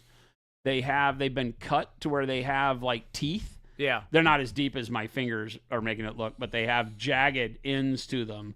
And if you do something even with nouche or with oils and you put it on there and then you use those and use them to streak down, because they give you an irregular patterning as you just smack it on there. Rather than a flat brush that will streak evenly, these have a jagged pattern to the tip of the brush. So as you do it, it pulls lines down. And if you do it in a fast brushstroke way, then it just it diffuses those lines very easily and keeps them from being chunky drips. Yeah. But still gives you the motion of, the gravity of a liquid going down the side. It was intentionally camo, blue from under to hide against the sky. Nice. I love it. Oh, that's cool. They paint the bellies of airplanes in a gray-blue, so when you look up, you supposedly can't see them. And we see never them every works time. because jets are loud. But there you go. Papa Chicken. Oh, this is a cool mech. Oh yeah. First thing that I see is the bashed in cockpit, right? Now that would be a very large hole. It's a very large mech. Yeah, it is a large. But that mech. is a pilot is dead hole. I rolled double sixes and then I rolled double sixes. Yeah, kind of a thing right there. Yeah, this is a Mackie. Is that what this is called? It's one of the first mechs ever. It's cool though. I love it. Yeah, the weathering stands out. You've placed your camo well, in that a lot of the weathering stands out on the lighter tan portion, right? It's tough to pull this off at scale for Battletech where you do a convoluted camo like this. Yep, Mackie. The when you do a convoluted paint scheme that is meant to be visually disruptive, you have to think in terms of, well, the goal of the camo is to be visually disruptive. It's meant to obscure the lines of the subject. That's what camo does. So it makes you blend into the environment, make you harder to see. You've seen those crazy battleships that have the weird, crazy zebra striping that goes all over in different directions, so you can't tell the direction the ship is facing because it obscures the edges and gives false positives back. So you've already chosen to do the camo that's supposed to make the eye not the eye has to search harder for what it's looking at. And then you do the chipping inside that. So good choice to make sure that most of the chipping that's standing out and that I can see that you've done is in those lighter areas. So again, moving that causes you to have to keep the camo and the lighter color along those edges that are important to you to do the weathering on. I'm not finding as much weathering on the green as I am on the tan. And part of that is because the eye won't see it as readily. And part of that is because I don't think you've done as much weathering on the green, which is smart. Keep the big chunks of weathering and paint chips inside the lighter color so that you maintain that contrast. So as I'm looking at the model, I also get the feel of it being beaten up and weathered. So good job. And the scale of the texture is really good. The bullet holes look like bullet holes. It doesn't make me feel like this guy is man-sized. Other than the chunk out of the cockpit like Chris said, right? Is because that's such a big hole, right? Yeah. That could, to the untrained eye, make this look like a human in a suit, right? Because, in order for that to make sense at scale, that's a 122 millimeter cannon shell. Yeah, it's huge shot. That's like a big tank shell hitting the face. Mm-hmm. But I love it. Yeah, great job. And the base is good on that one too. Treebeard. I love this one. These I forget who makes these, but these Gabo old like 40s, 30s style Model A gangster cars are great. Love the only thing they messed up Tommy is that back door would be a suicide door, and I'm ashamed it didn't do it correctly. But yeah, this is great. Look at the rust on the fenders and the hood, right? Broken Anvil says Treebeard. Broken Anvil. Okay, great. Yeah, great. These are fun. Super fun. I love the Tommy gun. That came out great, too. It's so good. It's really like it has a blunderbuss front end on it, you know, and it's just, they do some really fun stuff. But I love the rust on the fenders. The photograph blows out some of the contrast, but I can tell that the chipping has a good highlight to it, and this is how this works, right? You would have these big open areas that have now just gone to oiled undersurface metal, not the color of the metal necessarily, but just the fact that it's been dirty and subjected to the weather, the paint's coming off of it. What color is metal when you don't touch it for a long time and it sits outside? It gets that kind of brownish, sometimes greenish like we saw on the throwing dagger. It's whatever that weathering that sits on it is. It's really you good. did the salt masking stuff, Treebeard. Oh, awesome. Nice. Yeah, the chipping is great. Brussels sprout. Brussels sprout. Brussels sprout. What? What a great name. As much as I hate Brussels sprouts, I'll give you a big thumbs up on that one. It's great. Brussels sprout. I love it. Again, showing us that you can do weathering with fabric, right? That the texture in the fabric, the dirt on the fabric, he is a gutter dweller, this guy, right? The armor on the left arm there, you can see the kind of beat up weathering on that armor piece. It's not polished, but it has some shine where it gets run into walls and get beaten on. Same with the little throwing star. Yeah, really, really good. I love that the idea of not having to have every brushstroke be smooth is starting to radiate out in the world, even to like beginning painters, seasoned painters. You don't have to have the smoothest of blends, and in most cases, you tell a better story when you use a very strategic kind of haphazard brushstroke for weathering aged material focus. It's great stuff. Little Tonk. Billy. Squiggly.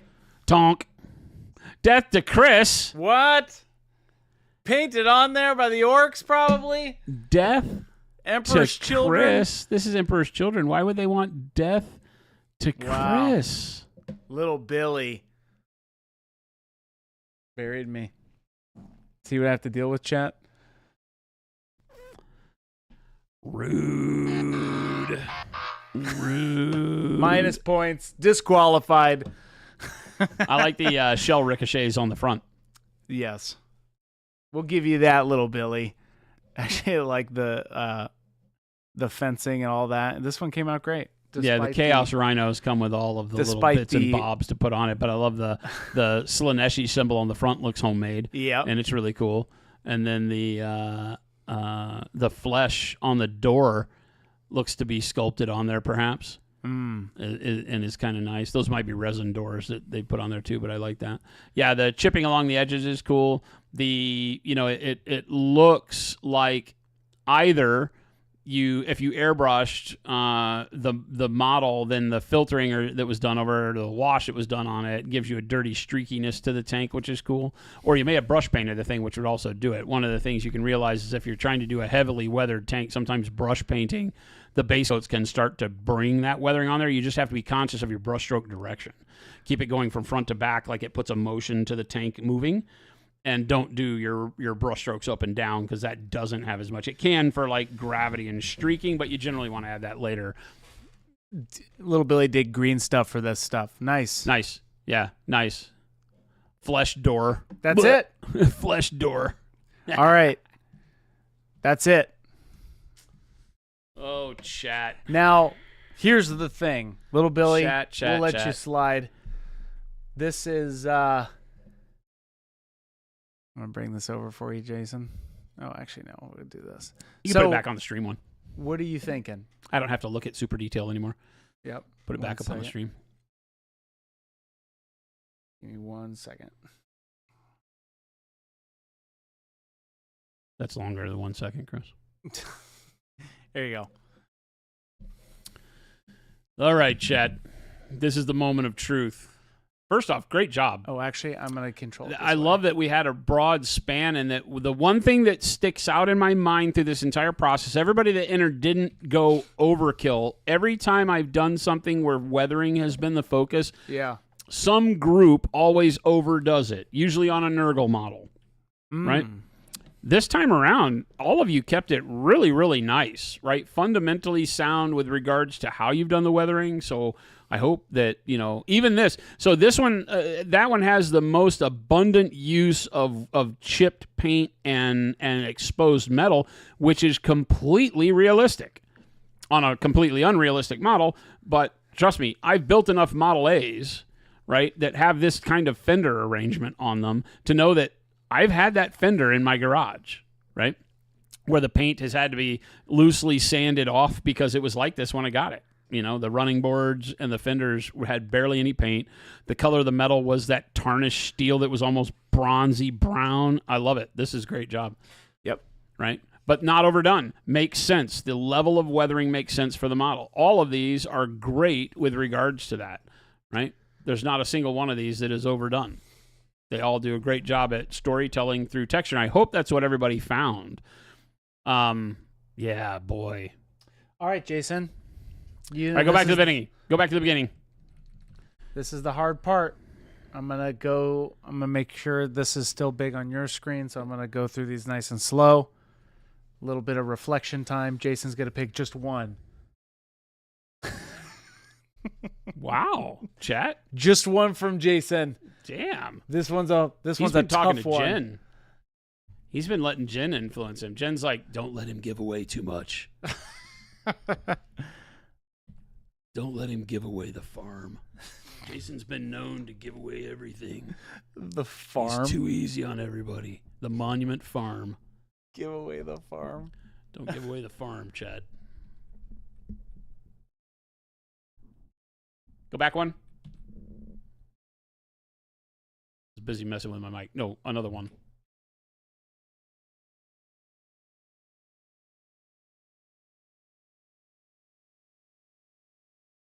Okay, now I'm going to go forward.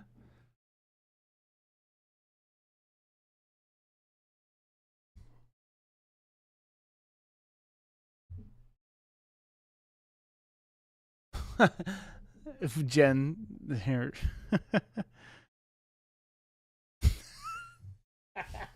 Damn it. That's on us. This can't really be happening, chat. Hey. Hey, chat, is anyone hiring? Other than Monument Hobbies? Other than Monument Hobbies. Other than Monument Hobbies? Okay. I might need a job. Dusty Hobbies. I just turned on the stream and you're giving everything away. Oh, paint liquor.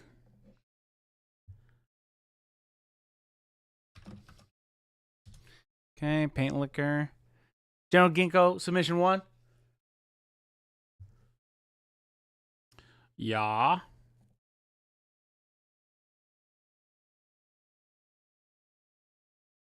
I want to know, General Ginkgo, did the AdMech tank kill the Dread? General Ginkgo, are you there? Calling General Ginkgo.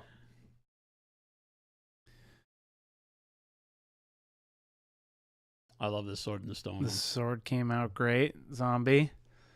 This one.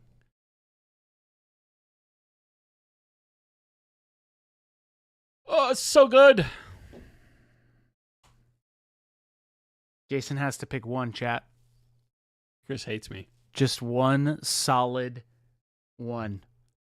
Chris hates me. If I can only pick one, Just one. why That's would you it. do that? This one's hard. We gave a lot away last time. This one's harsher. This one's also tough because if you have to pick one, I think we should they're set a all rule good. that I get to pick a minimum of 1 per 10. 1 per 10? Counting down? 'Cause Right? So I get to there's do 22. There could be a total of 10% Okay. winners. So this one has It's not really a 22. competition. It's not. So there's so many people that have done such a great job. I always say that everybody should get something, but eventually everybody does. So, so 20, this is... so I can do 2. Let's do 2. Okay, I can do 2. 1 per 10. I can give away 10% rounded up That's right. for every that. You know, that's a good incentive for more people to enter because then there's more people that get stuff. Game delay. See? You really don't have to listen to Chris. See, I'm marketing it here. This is marketing. Boo! But Marketing. also very good. I also don't have to listen to Chris. You were spot on. The end? I do All right. listen to Chris every now and then. Okay, go backwards. Here we go. I'm going to go... You can go quick. How quick? About like that. Fine. I really like that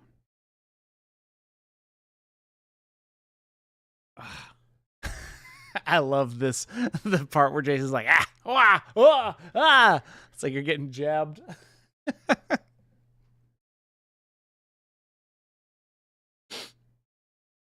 Game delay, it's rounded down.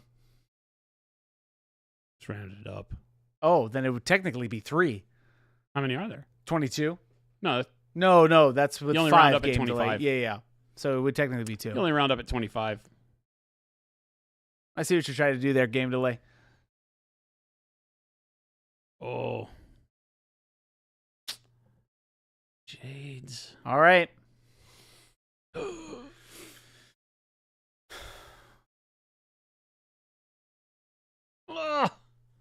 Why? No. Did you catch those? All right, Raptormancer. Raptormancer? Raptormancer. Raptormancer. Great job. This is a fantastic overall application of weathering to bring all the parts of the vehicle into focus with how they would weather. Right? I've got everything from like the lenses on the headlights feel like they're cloudy. Yeah. The edges along the hood where it would open and close, if that's the way that actually works, feel like they're the most weathered part where the most chips are, which is great. The gas cap area, which I know that's probably not what that is, but if it were, right? And then the caked up dirt on the windshield. The whole thing really takes into account what each part of the model is as the weathering is done. The dirt that's caked on the intakes is the dirt from the environment and not rust. But then I've got rust streaking and dirt streaking on the body of the car where the paint is. So, yeah, I love it. I have to give this one just because of the various forms, right? You see the sand and dirt built up on the interior. So lots of different colors of weathering, lots of different applications of what the weathering is for. I got sand built up in the grill on the front. This one's a good one. This one I feel like is on Tatooine, right? Running around in the desert, just getting what it gets. So, yeah. This is a great job. I love the windshield on this one. That one definitely tells the story for sure. Okay. Yeah, you know you're getting dirty just by getting close to that thing. It's puffing up clouds of smoke.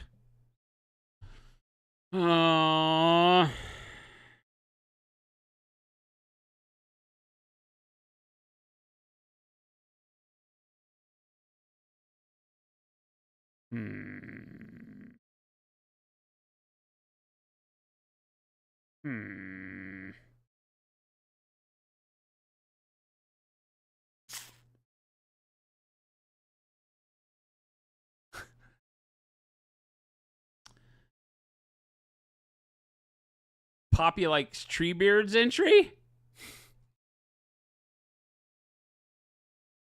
So do I. All right, Treebeard, you get the Poppy Award, but I still get to pick 2. Which I feel like means Jen really loves it, which is also fair. That's Jen's pick. That's Jen's pick. And I think Widan. Do I have that right?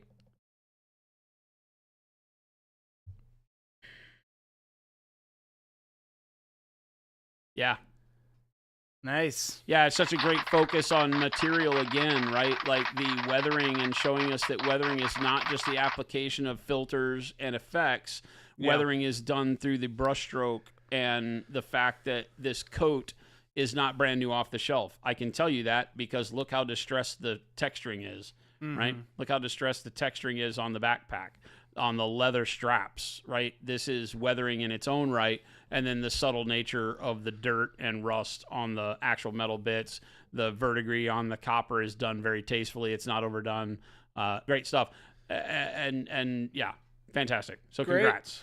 And everybody, huge pats all the way around. All of these are fantastic. Like I said, you guys all nailed it, right? That one's hard to not. Both Flapsack and Tech Elf also tremendous. Tech Elf's, I think he's lying. It's still just real metal, so I'm not going to let him win. Well, that's and it, everybody folks. did great. Too many great ones again. Thank you, folks. everybody. Great entries. Keep it up. Fantastic work. Go back to the stream screen. Mm-hmm. I'm just staring at the end, Chris. I don't want to see the end. There you go. It's Amazing 351. stuff. That's right. Anything we want to chat about? Chat You about? like this one better, the Krieger, but I am biased due to him being one of your boys. Okay, Death Quarter Krieg. Yeah, exactly, right? Exactly. No, thank you. And remember, if you're out there, all of our entries are applauded. We do this for fun as far as picking people that will get a challenge coin. And trust me, keep putting entries in, you will get one. We recognize the fruits of everybody's hard labor on all of these. You can tell that some of you, as you were walking out of your norm and trying these weathering things, everybody nailed it. Everybody did. And very few critiques. I think my biggest critique of the day was when doing rust, stay away from the brighter oranges, right? As a overall coloring. Use it sparingly to drive home the fact that it is a rust and not some other type of effect, and you'll nail it.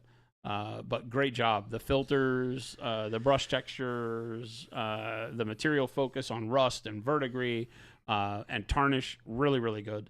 So thank you, everyone, for hanging out and entering this. Remember that Marches, I think, should be up. Are you putting it up after stream, or did somebody else do it? Gabe is. So today it will be up. And I'll double check with Gabe. Gabe said he was going to do that. So yeah, so it should, before the end of the day, before everybody leaves today, it should be up on the Discord. The March challenge is to do a unifying paint scheme on a unit. Unify your unit is the theme of March. Meaning that's that great. Really, really take time to show me a group of warfighters or adventurers that are all focused on a common goal, have the same idea. It can be camo troops, it can be dungeon delving adventurers that are all in the same environment. Make it feel like they are part of the same journey through color, texture, everything. Storytelling in a diorama, whatever it is, right? Somebody asked, could it just be 3? It has to be a minimum of 3 characters of any type. It can be 3 Space Marines, 3. Be a wizard, a fighter, and an assassin. You name it. You go through it and pick what you want. But if you're doing it, don't do like I think somebody asked, like, all of the models in Voltron, are very disparate feeling. So how would you pull them together, right? If you have the orange tiger and the yellow tiger and the black tiger that form a big giant robot, how would you make them feel like they're actually part of the same thing if you couldn't form them into the robot? Right, you could do it through weathering. You could do it through tying them into the same desert environment, the same desert color as all over their armor. So you can use different colors. It doesn't mean that you have to be, painting each model the same color. It doesn't have to be the same camo. But how would you unify them if they were different? Right. So like the mercenaries that I painted, some of them had blue shirts and some of them had blue pants and some of them had this and that and the other, but the general coloring of them and the way that I did it pulled them together to make sure that you understood they were from the same fighting force. And so think in terms of that, and paint a unit. It can be as small as 3 individual models and as big as you want. Go crazy. Show me an army of 100 dudes, right?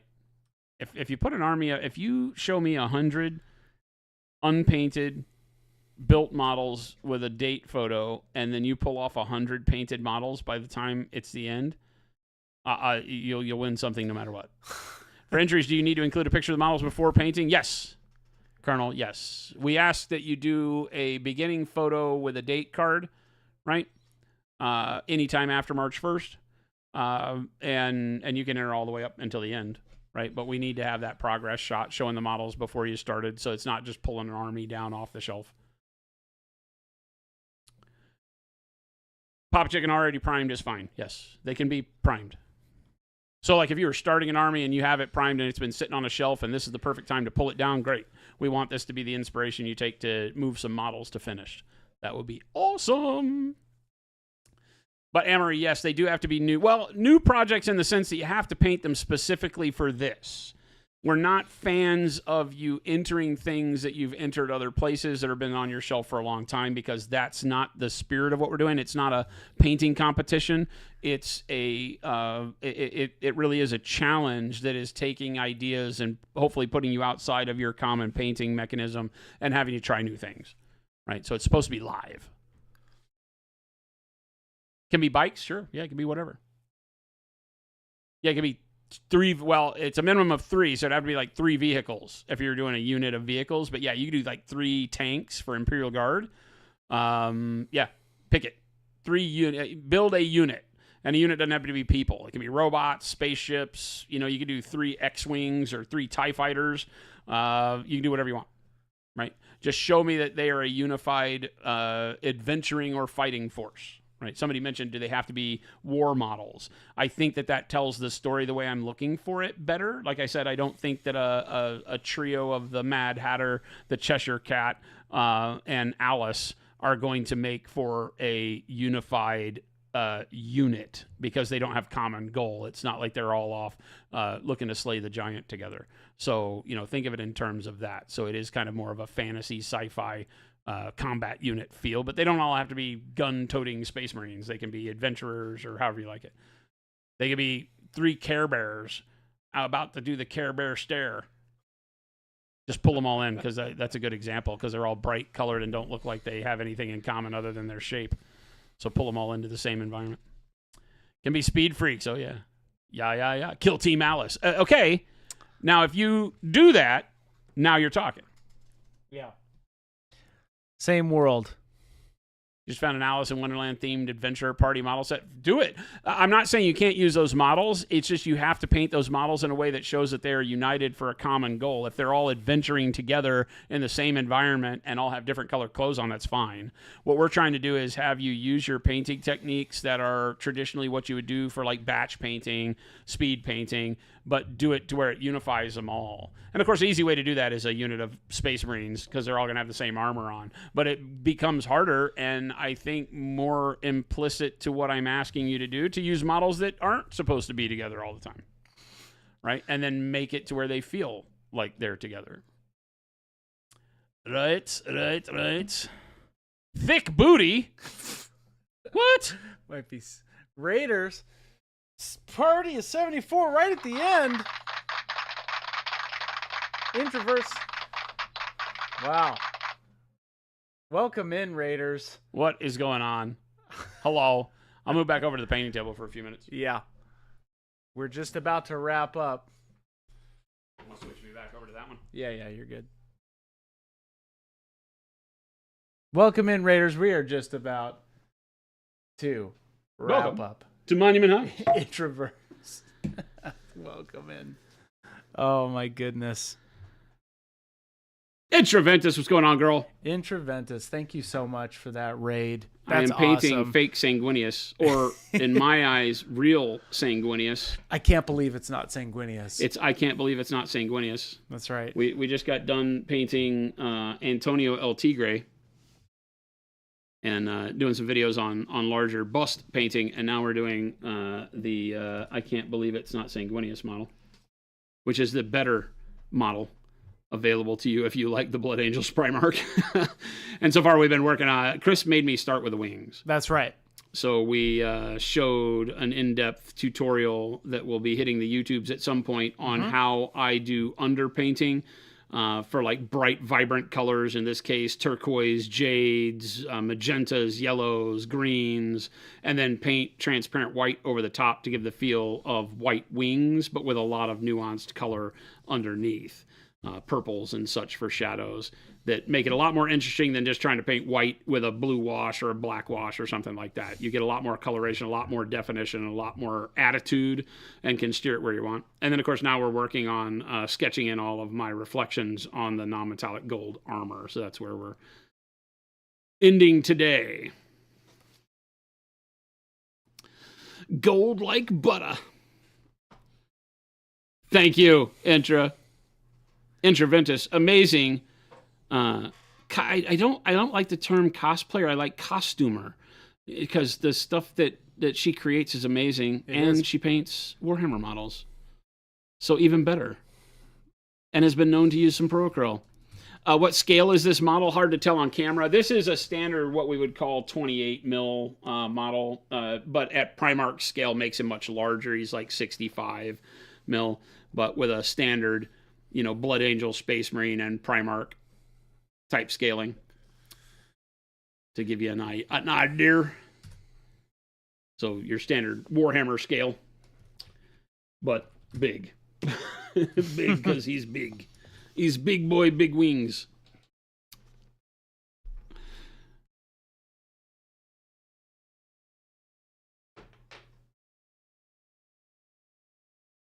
So welcome in, everybody, Raiders. We are about to finish up, so we will now pass you off to another wonderful stream. Thank you, guys and gals, for joining in. For those of you that were here for the entire show, we did our monthly challenge overview today.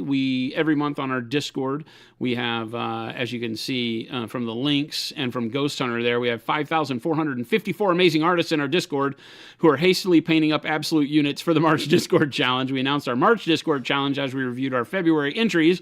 Every month we do a Discord challenge. It is exactly that. It's not a competition. It's a challenge to push you beyond what you would do normally in your painting life. Hopefully give you some new interests and new ways to look at your painting. Study things like storytelling and materials and light that will help progress you into better and better skills and techniques as you go. But is available to everybody. If it's your first day painting, you can have fun with the challenges. So feel free to join us on our Discord. All of you guys and gals that just joined in with us from Intraventus, wonderful raid. Make sure you hit that follow button or the subscribe button if you're over on our YouTubes. We simulcast and stream 5 days a week, Monday through Friday, from 2 p.m. to 4 p.m. Mountain Standard Time. Yeah, I don't know what Mountain Standard Time is either. Just look what time it is in Phoenix. That's when we stream. Phoenix, Arizona, HQ of Monument Hobbies, best hobby supply company on the planet. Join us. We'd love to have you here. We'll be back again tomorrow with more painting on I Can't Believe It's Not Sanguineous. I like that. And we're going to pass you off. So make sure to check out the links that Chris put up in chat. The monumenthobbies.com link will take you to our online store, as well as the FLGS link, which takes you to one of our hundreds of retailers around the globe that sell Monument Hobbies products. You'll find somebody closer to home that actually provides amazing social venues for you to go hang out with, to do your hobby, play games, paint, hang out with fellow nerds, and then, of course, our Discord and our YouTube. We'd love to see you around. It's a fake time. It's definitely a fake time zone. We don't even change our clocks when the rest of the world does, which, by the way, is a good thing to point out. For those of you that are regulars, you'll know this, but for those of you that may be new or just finding us, remember that daylight savings time for the rest of the known world happens on Sunday, I believe. Is it this Sunday or next Sunday? Did it already happen? No. Maybe it's next. I think it's this next Sunday. It might be coming up, yeah. I think it's this next Sunday. I think it's like the 9th or something like that. Yeah. So when daylight savings times happen, it makes it later in the day for most of you when we stream, I think, or earlier. I think it's later. Like we become California time at that point. Yeah, maybe right? It's earlier. I'll have to look that up. I don't know. It's 2 p.m. MST. We stream at the same time. It's different for you, but same for us. So it makes our life easy. Yours horrible. But thanks so much for hanging out with us, gang. We'll find somebody to raid. Show love in the channel we wind up in. Press a follow button for them, too. It's free, and it helps keep everybody motivated. We'd love to see you back. Catch you later. Adios, gang.